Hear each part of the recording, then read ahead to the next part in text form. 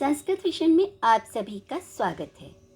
बच्चों, आज हम श्रीमद् भगवत गीता के चैप्टर 2 का श्लोक नंबर 17 पढ़ेंगे।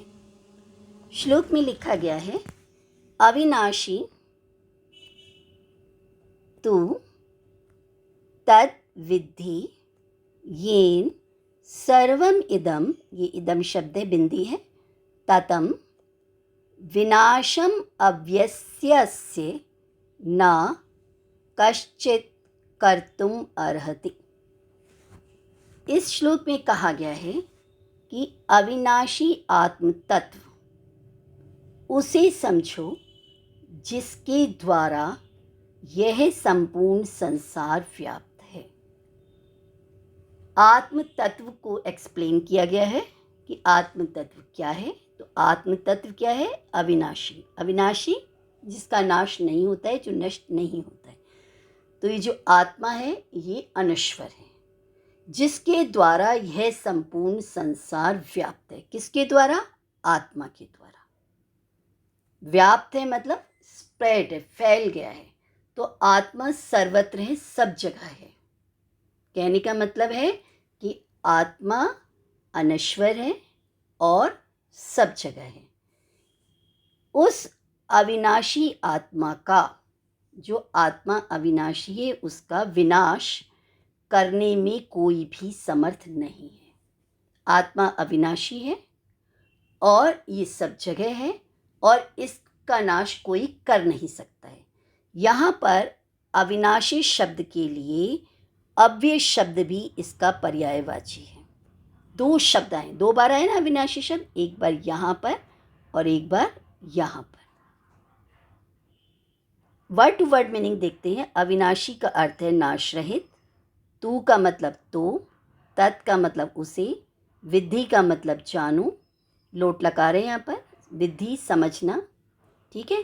धी का अर्थ होता है बुद्धि, वी विशेष रूप से, तो अच्छी तरह से समझ लो।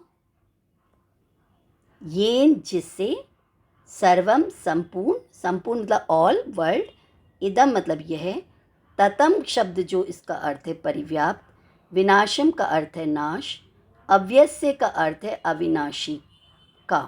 आदर्श और या लगे ना षष्ठी विभक्ति। तो अव्यस्य, अविनाशी का और अविनाशी शब्द सब श्लोक का पहला वर्ड भी है। तो दो बार अविनाशी वर्ड आए हैं, एक अव्यस्य और एक अविनाशी। अस्य मतलब इसका, ना मतलब नहीं, कश्चित मतलब कोई, कर्तुम मतलब करने के लिए, अर्हति समर्थ है। कोई भी इस आत्मा का विनाश नहीं कर सकता है। तो अर्जुन, ये नष्ट हो जाएंगे, इस प्रॉब्लम को छोड़ दो। ये जिनके साथ आपको युद्ध करना है ये नष्ट नहीं होंगे, क्योंकि ये आत्मा है और आत्मा जो है कभी भी नष्ट नहीं है। श्री कृष्ण यहाँ पर अर्जुन को समझा रहे हैं कि जिन श्रेष्ठ महापुरुषों के वध की चिंता के कारण तुम परेशान हो रहे हो। कभी भी युद्ध की घड़ी आती है तो सबसे ज़्यादा परेशान होते, इतना खून खराब होगा, इतने सब लोग मर जाएंगे, ये हो जाएगा, वो हो जाएगा, ठीक है। तो ये कौन है? आत्म तत्व हैं। आत्मा तो अविनाशी है। इन अविनाशी आत्मा का विनाश कोई भी नहीं कर सकता है। जो नष्ट नहीं हो सकता है उसे तुम कैसे नष्ट कर सकते हो? तुम्हारा काम केवल कर्म करना है, युद्ध करना है। भगवान ने हमें राइट केवल कर्म करने का दिया है, रिजल्ट का नहीं दिया। रिजल्ट भगवान के हाथ में है। भगवान ने कहा है तुम इस चिंता को छोड़ दो, कौन मरेगा कौन नहीं मरेगा, क्या हार होगी क्या जीत होगी, तुम्हारा कार्य केवल है युद्ध करना। तुम युद्ध करो। ये जो भीष्म पितामह तुम्हारे सामने खड़े, ये द्रोणाचार्य जो तुम्हारे सामने खड़े, कृपाचार्य खड़े, इनको आप कैसे जानते हो? क्या ये शरीर मात्र है? शरीर तो नष्ट होता ही है, ये शरीर नहीं है। तुम, भगवान उनको एक दिव्य दृष्टि दे रहे हैं कि तुम देखो कि कौन है।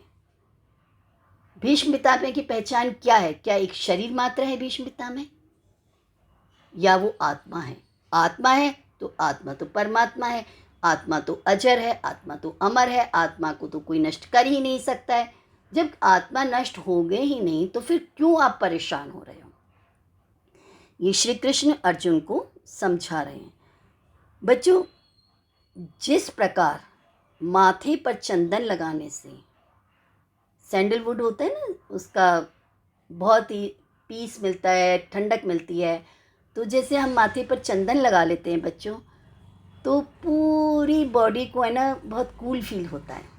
माथे पर चंदन लगाए लेकिन उसका असर पूरी बॉडी पर चल रहा है।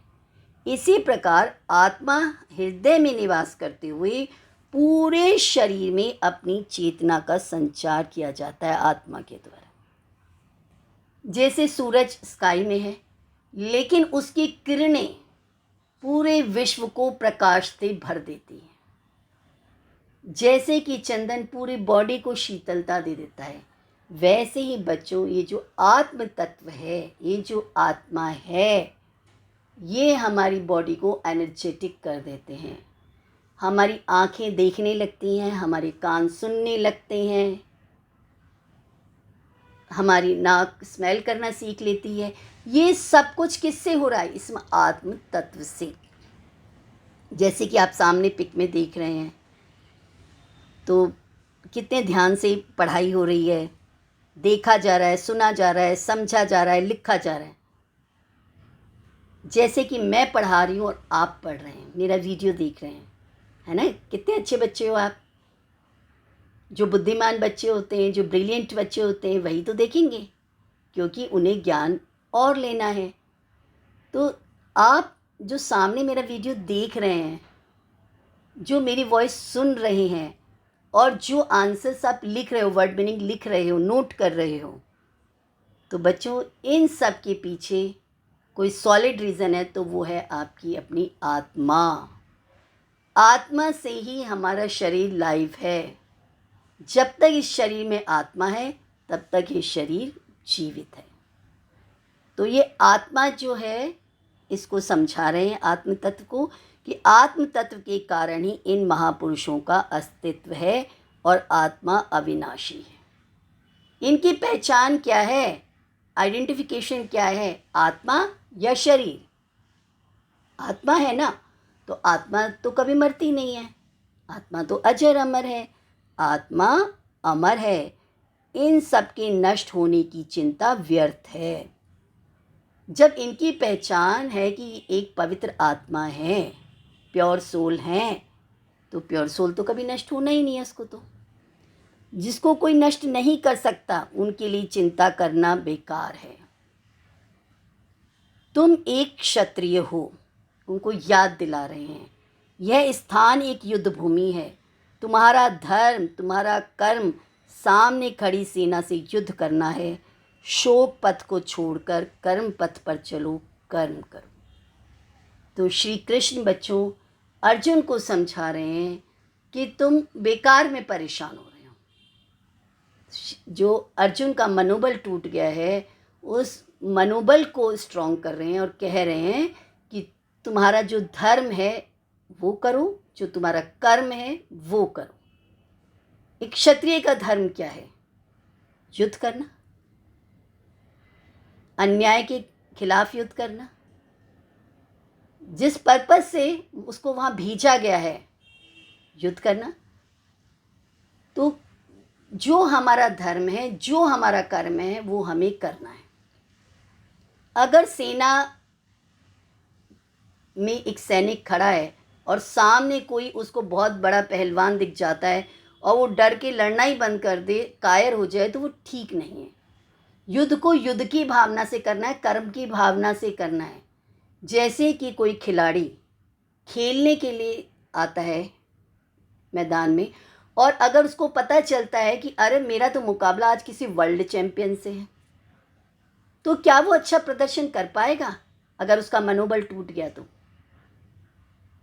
और वो अगर हार जीत को छोड़कर केवल खेल को खेल की भावना से खेल कर आएगा, तो उसका प्रदर्शन लाजवाब होगा।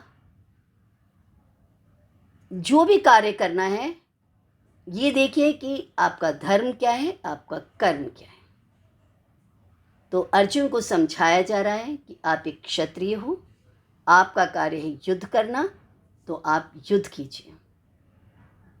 सामने कौन खड़ा है वो आपने देखना है, तो मैंने आपको दिखा दिया है। शरीर है या आत्मा है, अच्छे से पहचान लो। अगर आप इनको केवल शरीर समझ रहे हो तो ये तुम्हारी भूल है। ये आत्मा है और आत्मा को तो कोई नष्ट कर ही नहीं सकता है। यहाँ पर तुम्हें केवल कर्म करना है।